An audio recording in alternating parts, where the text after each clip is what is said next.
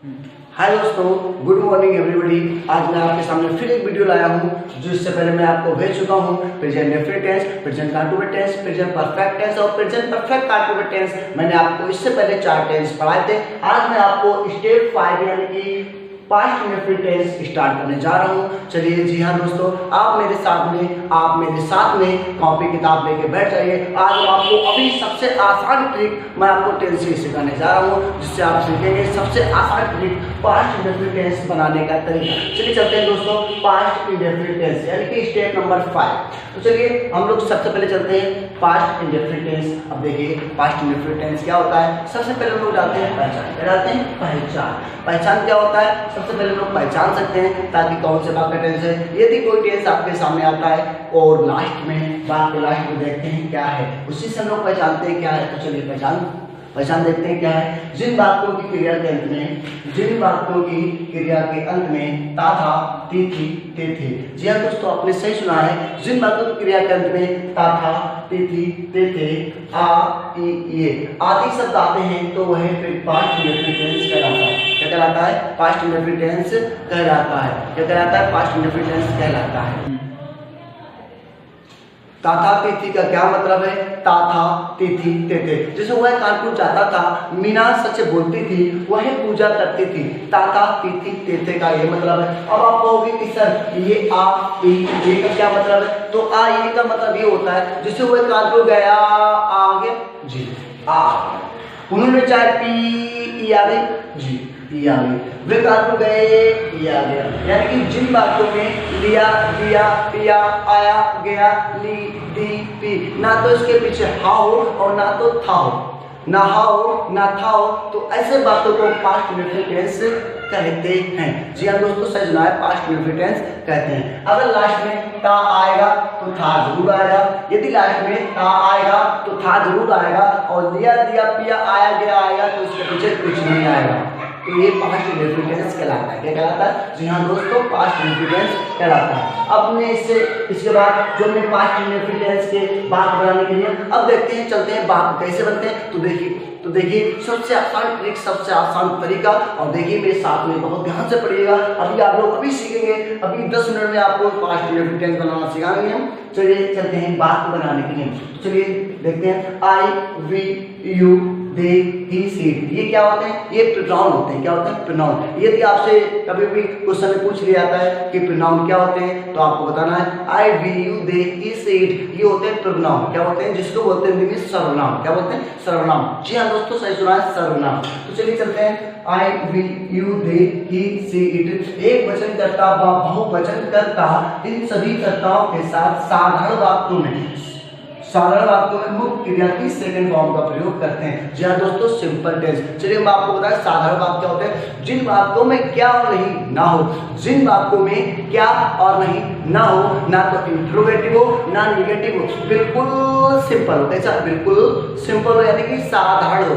ना तो नहीं हो ना तो क्या हो। यानी कि जिसमें जिन वाक्यों में क्या और नहीं ना आए, ना तो नहीं आए ना तो क्या है, तो ऐसे वाक्यों को हम लोग पास्ट इंडेफिनिट टेंस कहते हैं। क्या कहते हैं? जी हाँ दोस्तों, पास्ट इंडेफिनिट टेंस कहते हैं, यानी कि सिंपल टेंस। सिंपल टेंस को बोलते हैं साधारण वाक्य। क्या बोलते हैं? साधारण वाक्य। चलिए दोस्तों चलते हैं, साधारण वाक्य क्या होते हैं? यानी उन्होंने गीत गाया। जब उन्होंने गीत गाया, ये सिंपल टेंस हो गया, ना तो इसमें नहीं ना तो क्या है। और जिन वाक्यों में सिंपल टेंस यानी साधारण वाक्य होते हैं, उसमें हम लोग एक वचन बहुवचन सभी कर्ताओं के साथ, चाहे एक वचन हो चाहे बहुवचन हो, इन सभी कर्ताओं के साथ क्रिया की सेकंड फॉर्म का प्रयोग करते हैं। जी हाँ दोस्तों, सही सुना है, क्रिया की सेकंड फॉर्म यानी कि वर्ब की सेकंड फॉर्म का प्रयोग करते हैं। तो चलिए इसके बाद चलते हैं। अब देखिए एग्जाम्पल क्या है? उन्होंने गीत गाया। क्या? उन्होंने गीत गाया। चलिए दोस्तों, गाया, उन्होंने गीत गाया। तो सबसे पहले आपका एग्जाम्पल है उन्होंने गीत गाया। मैंने आपको बताया था जिन वाक्यों में क्या और नहीं ना हो, ऐसे वाक्यों को हम सिंपल टेंस यानी कि साधारण वाक्य बोलते हैं। और जब सिंपल टेंस होते हैं तो उसमें क्या करते हैं? पास्ट इंडेफिनिट टेंस में जिसमें क्या नहीं ना आए, उन टेंसों में, सिंपल टेंसों में यानी साधारण वाक्यों में एक वचन बहुवचन सभी कर्ताओं के साथ मुख्य क्रिया में सेकंड फॉर्म का प्रयोग करते हैं। जी हाँ दोस्तों, क्या करते हैं? मुख्य क्रिया की सेकंड फॉर्म का प्रयोग करते हैं। तो चलिए सबसे पहले यहाँ पे देखते हैं उन्होंने गीत गाया। उन्होंने गीत गाया, तो सबसे पहले क्या है? सब्जेक्ट। सब्जेक्ट क्या है? दे। अब क्या है? उसके पहले क्या है? वर्ब क्या है? गाया। गाय क्या है? सिंग। सिंग की सेकंड फॉर्म होती है सेंग। और क्या गाय? Give a sound. सबसे पहले हमने उठाया सब्जेक्ट, फिर क्रिया, फिर ऑब्जेक्ट उठाया। तो सबसे पहले दे, फिर क्रिया की हमने सेकंड फॉर्म का प्रयोग किया, फिर ए, फिर साउंड। जी हाँ दोस्तों, दूसरा सेंटेंस चलते हैं। शीला पानी पीती थी। अब देखो इसमें ता आ गया तो था आ गया। पानी पीती थी, या हम ऐसे भी कह सकते हैं शीला ने पानी पिया। बात एक ही है। तो चलिए बात करते हैं पास्ट इंफिनिट। सबसे पहले आएगा सब्जेक्ट शीला। इसका क्या है? पीना। पीना क्या होती है? ड्रिंक। ड्रिंक की सेकंड फॉर्म होती है ड्रैंक। ड्रिंक की सेकंड फॉर्म होती है ड्रैंक। क्या पिया? ऑब्जेक्ट क्या है? पानी। The water.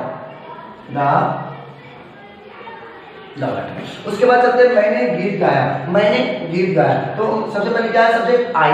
उसके बाद गाया सिंग। सिंग, सिंग की सेकंड फॉर्म होती है सेंग। जी हाँ दोस्तों, सही सुना है, Seng. Yes A N G, yes A N G. क्या गाया? गीत ए सॉन्ग। जी हाँ दोस्तों, ये आपके सिंपल टेस्ट हो गए हैं। आपको हमने बताया था तो सिंपल टेस्ट आराम से आप बोल सकते हो, पढ़ सकते हो। यदि आपको स्क्रीनशॉट लेना है तो स्क्रीनशॉट ले लीजिए। हमने आपको बताया था नेगेटिव यानी कि सिंपल टेंस। अब हम आपको चलेंगे नेगेटिव टेंस। तो चलिए देखते हैं दोस्तों, सिंपल टेंस यानी कि साधारण वाक्य तो आप सीख चुके हैं। अब सीखते हैं नेगेटिव टेंस। नेगेटिव टेंस क्या होते हैं? चलिए मैं आपको बता दूं। तो सबसे पहले चलते हैं नेगेटिव। नेगेटिव को हिंदी में बोलते हैं नकारात्मक। क्या बोलते हैं? जी हाँ दोस्तों, नकारात्मक। जी हाँ दोस्तों, सही सुना आपने, नकारात्मक यानी कि नकारात्मक वाक्य या नेगेटिव सेंटेंस। तो चलिए बात करते हैं वाक्यों में सहायक क्रिया। सहायक क्रिया यानी कि सहायता करने वाली क्रिया को सहायक क्रिया बोलते हैं। इसको इंग्लिश में बोलते हैं हेल्पिंग वर्ब, जिसका शॉर्टकट हो गया एच इनटू वी यानी हेल्पिंग वर्ब। डिड के बाद नॉट का प्रयोग करते हैं। जी हाँ दोस्तों, हमने आपको बताया था सिंपल सेंटेंसों में हम लोग साधारण वाक्यों में सेकंड फॉर्म का प्रयोग करते हैं। जिन वाक्यों में क्या और नहीं आ जाती है तो ऐसे वाक्यों में हम सहायक क्रिया डिड का प्रयोग करते हैं। एक वचन, बहुवचन सभी कर्ताओं के साथ डिड का प्रयोग करते हैं। और जब सहायक क्रिया डिड का प्रयोग करते हैं तो हम लोग उसमें यस या यस का प्रयोग नहीं करते हैं, सेकंड फॉर्म का प्रयोग नहीं करते हैं, क्योंकि सेकंड फॉर्म का प्रयोग सिर्फ सिंपल टेंस में होता है, बल्कि इंट्रोगेटिव नेगेटिव में नहीं होता है। और जब इंट्रोगेटिव नेगेटिव आते हैं दोस्तों, उसमें हम लोग सहायक क्रिया डिड का प्रयोग करते हैं और फर्स्ट फॉर्म का ही प्रयोग करते हैं। जी हाँ दोस्तों, चलिए चलते हैं। एग्जाम्पल देखिए, वे काम नहीं करते थे। इसमें क्या कर नहीं आती। हमने आपको बताया था नहीं का मतलब होता है नॉट। और जिन वाक्यों में नहीं आ जाए तो उन वाक्यों में नॉट का प्रयोग करते हैं। और नॉट हमेशा सहायक क्रिया के साथ यानी कि हेल्पिंग वर्ब के साथ होता है। जी हाँ दोस्तों, सही सुना है, हेल्पिंग वर्ब के साथ होता है। तो हेल्पिंग वर्ब में क्या है? डिड। तो यानी कि वे काम नहीं करते थे। तो वे क्या है? सबसे पहले क्या है? सब्जेक्ट। जी हाँ, सही बताया, सब्जेक्ट वे। उसके बाद क्या है? हेल्पिंग वर्ब क्या है? डिड। डिड है इसका नॉट, डिड नॉट। क्या करते हैं? करने के लिए डू। और क्या कर रहे हैं? काम, द। क्या? The verb. जी हाँ दोस्तों, इस सेंटेंस बन गया। सबसे पहले सब्जेक्ट, फिर सहायक क्रिया, सहायक क्रिया के बाद नॉट आ जाएगा। दे डिड नॉट, फिर क्रिया क्या है? करना, करने डू होती है। क्या कर रहे हैं? वर्ब। ऑब्जेक्ट क्या है? वर्ब के लिए काउंट, तो the. They did not do the work. अब चलते हैं इंट्रोगेटिव। इंट्रोगेटिव को बोलते हैं प्रश्नवाचक। प्रश्नवाचक क्या होता है दोस्तों? यानी जिन वाक्यों में क्या पहले आया। प्रश्नवाचक हमने इससे पहले वीडियो में बताया था। प्रश्नवाचक दो प्रकार के होते हैं।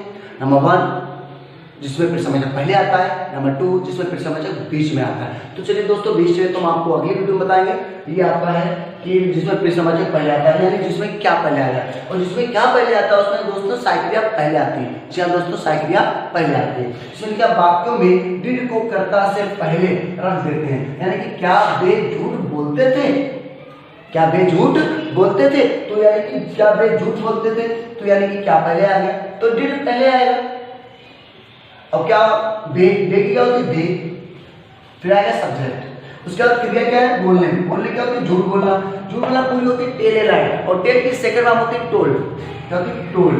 तो टोल्ड ए लाइन हो जाएगा और दूसरा मतलब चिन्ह आ जाएगा। अब इसके बाद चलते हैं इंट्रोगेटिव नेगेटिव। इंट्रोगेटिव माने प्रश्नवाचक, नेगेटिव मींस होता है नकारात्मक, जिसमें क्या नहीं, दोनों आ जाए। जी हाँ दोस्तों, दोनों आ जाए।